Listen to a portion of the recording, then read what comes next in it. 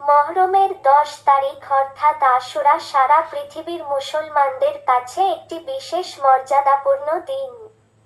সৃষ্টির শুরু থেকে 10ই মহরম তথা আশুরার দিনে অনেক তাৎপর্যপূর্ণ ঘটনা সংঘটিত হয়েছে এবং ভবিষ্যতেও সংঘটিত হবে। ইতিহাসের এক পর্যায়ে যাযাবর ইহুদি জাতি মিশরে গিয়ে বসবাস করতে শুরু করেছিল। সেই সময়ে মিশরীয়রা বহু দেবদেবীর পূজা করত এবং মিশরের শাসক ফারাও নিজেকে আল্লাহ বলে দাবি করত। কিন্তু ইহুদিরা মিশরীয়দের দেবদেবীর পূজা করতে এবং ফারাওকে আল্লাহ বলে মানতে অস্বীকার করে।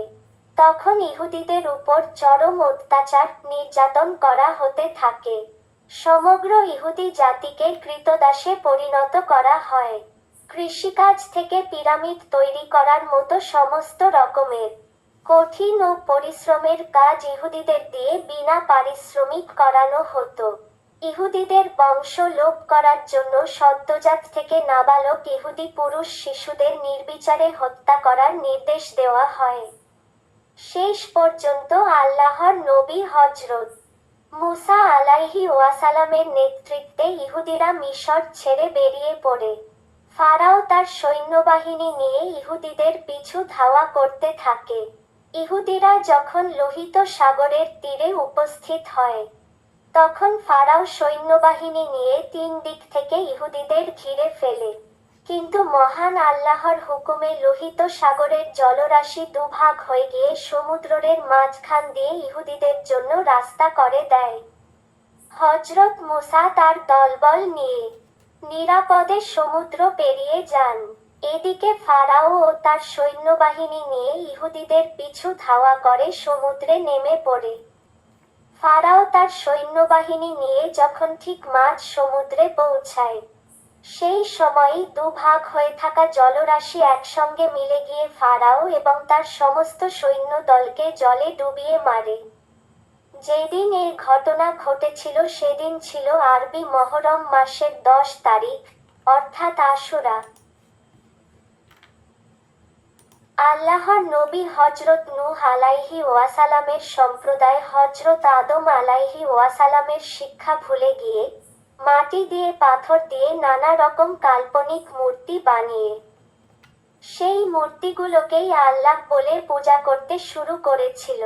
সেই সঙ্গে সমাজে চালু হয়েছিল নানা রকম অনাচার ও ভিত্তিহীন অযৌক্তিক কুসংস্কার।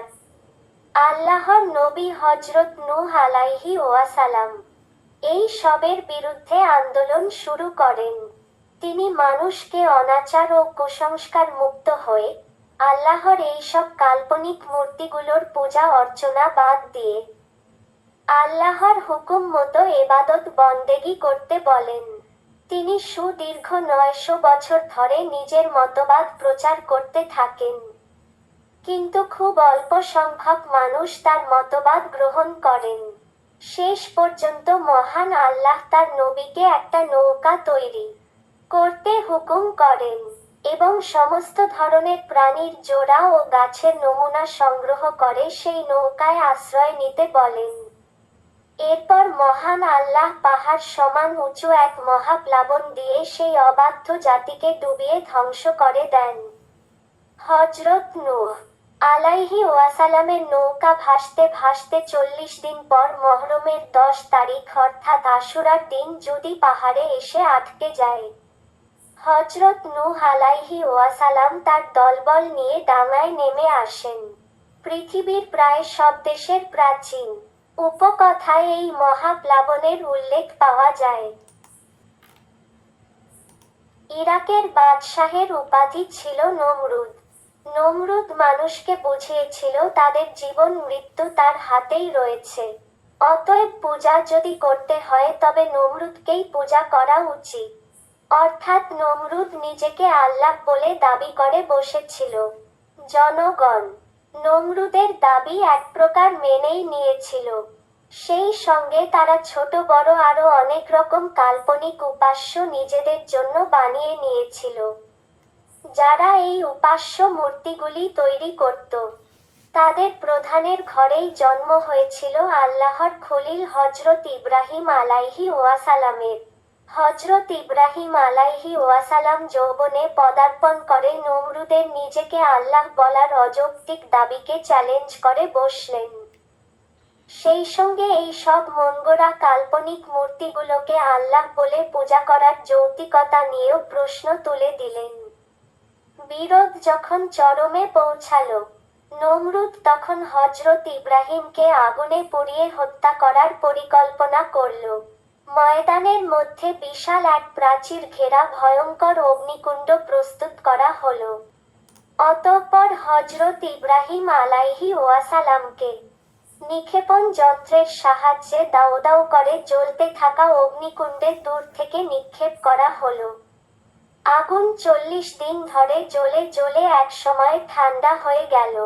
আল্লাহর হুকুমে হযরত ইব্রাহিম আলাইহি ওয়াসালাম নিরাপদে অক্ষত দেহে নিভে যাওয়া অগ্নিকুণ্ড থেকে বের হয়ে এলেন। মহান আল্লাহ যেদিন তার খলিল হযরত ইব্রাহিম আলাইহি ওয়াসালামকে নমরুদের অগ্নিকুণ্ড থেকে নিরাপদে বার করে এনেছিলেন, সেদিনও ছিল মুহররমের 10 তারিখ অর্থাৎ আশুরার দিন। অনুরূপভাবে আল্লাহর নবী হযরত ইউনূস আলাইহি ওয়াসালামের সম্প্রদায়ও বিপদগামী হয়ে গিয়েছিল। তারা আল্লাহর নবী রসূলদের দেখানো সহজ সরল সত্য রাস্তা থেকে সরে গিয়ে জীবনের প্রতিটা মোড়ে নিজেদের মনগড়া নানা রকম কাল্পনিক উপাস্য তৈরি করে নিয়েছিল।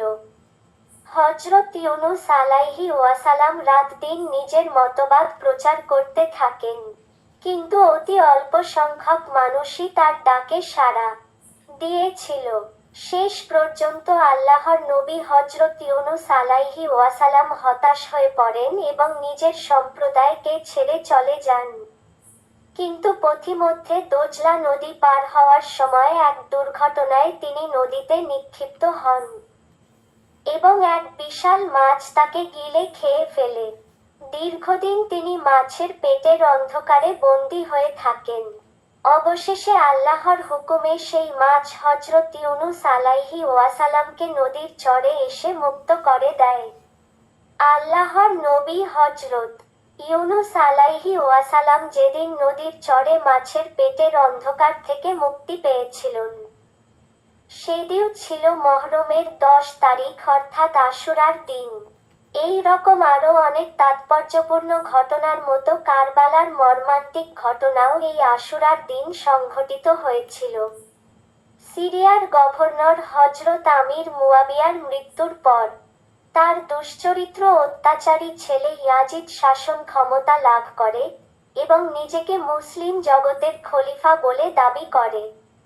সেই সময় অনেকেই প্রাণের ভয়ে তার দাবি মেনে নিলেও আল্লাহর রসূল হযরত মুহাম্মদ সাল্লাল্লাহু আলাইহি ওয়াসাল্লামের 2 নাতি হযরত ইমাম হাসান ও হযরত ইমাম হোসেন ইয়াজিদের মতো একজন দুশ্চরিত্র অত্যাচারী ব্যক্তিকে খলিফা বলে মানতে অস্বীকার করেন। কারণ রসূল সাল্লাল্লাহু আলাইহি ওয়াসাল্লামের নাতি হয়ে তারা যদি ইয়াজিদের মতো একজন চরিত্রহীন অত্যাচারী ব্যক্তিকে খলিফা বলে মেনে নেন, তবে ইতিহাসে সেটা দৃষ্টান্ত হয়ে থেকে যাবে এবং পৃথিবীর সমস্ত অত্যাচারী অনাচারী শাসনকেও মান্যতা দেওয়া হবে। তাই তারা 2 ভাই কোনোভাবেই ইয়াজিদকে খলিফা বলে মানতে রাজি হলেন না। ইয়াজিদ গুপ্ত ঘাতক দিয়ে বিষ পান করিয়ে বড় ভাই হযরত ইমাম হাসানকে হত্যা করল এবং কৌশলে ছোট ভাই হযরত ইমাম হোসেনকে সপরিবারে কারবালার প্রান্তরে উপস্থিত হতে বাধ্য করল। ইমাম হোসেন সপরিবারে কারবালা প্রান্তরে উপস্থিত হয়ে দেখতে পেলেন সেখানে পানির একমাত্র উৎস ফোরাত নদীর 2 কূল ইয়াজিদের সৈন্যরা দখল করে নিয়েছে এবং ইমাম হোসেনের পরিবারের জন্য নদী থেকে পানি সংগ্রহ করা নিষিদ্ধ ঘোষণা করেছে এবং ইয়াজিদের সৈন্যবাহিনী হযরত ইমাম হোসেনের মদিনাতে ফিরে যাওয়ার রাস্তাও বন্ধ করে দিয়েছে। ইমাম হোসেনের সঙ্গে পরিবারের নারী ও শিশুরাও ছিলেন।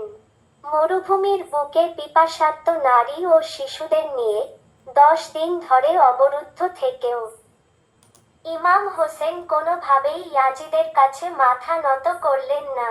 ইমাম হোসেনের 72 থেকে 77 জন পুরুষ সঙ্গী এক এক করে যুদ্ধ করে শহীদ হয়ে গেলেন। সব শেষে হযরত ইমাম হোসেনও শহীদ হয়ে গেলেন। তবুও তারা কেউ একজন দুশ্চরিত্র অত্যাচারী শাসকের কাছে মাথা নত করলেন না। অত্যাচারী শাসকের বিরুদ্ধে ইমাম হোসেন ও তার সঙ্গীদের এই আত্মত্যাগ সারা পৃথিবীর মানুষের জন্য দৃষ্টান্ত ও অনুপ্রেরণা হয়ে আছে। যেদিন কারবালার প্রান্তরে ইমাম হোসেন ও তার সঙ্গীরা অত্যাচারী শাসকের বিরুদ্ধে এক অসম যুদ্ধে শহীদ হয়ে গিয়েছিলেন, সেই দিনটা ছিল আশুরা অর্থাৎ মহরম মাসের 10 তারিখ। আশুরার দিনে ভবিষ্যতে এই রকম আরো অনেক গুরুত্বপূর্ণ ঘটনা পৃথিবীতে ঘটবে এবং পৃথিবী ধ্বংস হয়ে কেয়ামত সংগঠিত হবে এই আশুরার দিনেই। ভিডিওটি ভালো লাগলে লাইক করে শেয়ার করবেন। নতুন নতুন ভিডিও পেতে অনুগ্রহ করে আমাদের Facebook, Instagram, YouTube page follow করবেন এবং সাবস্ক্রাইব করবেন।